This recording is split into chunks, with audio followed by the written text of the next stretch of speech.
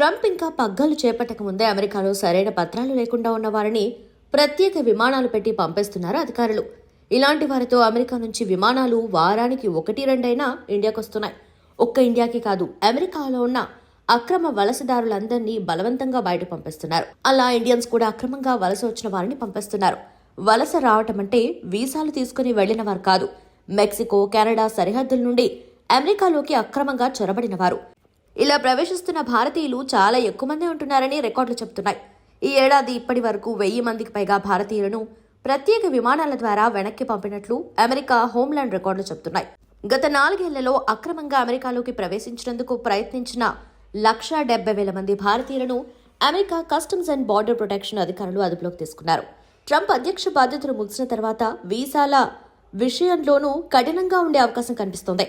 ఏ దేశ పౌరుడున్నా పంపేస్తారని అంటున్నారు. అదే సమయంలో అమెరికాలోకి వచ్చే వారిని కూడా పరిమితం చేసే అవకాశం కనిపిస్తోంది. విద్యార్థులను కూడా రాకుండా చేసి ఆన్లైన్లో చదువులు చెప్పించుకోమంటున్నారన్న భయంతో చాలా కాలేజీలు ముందుగానే తమ విద్యార్థుల్ని అమెరికా వచ్చారని సందేశాలు పంపుతున్నాయి.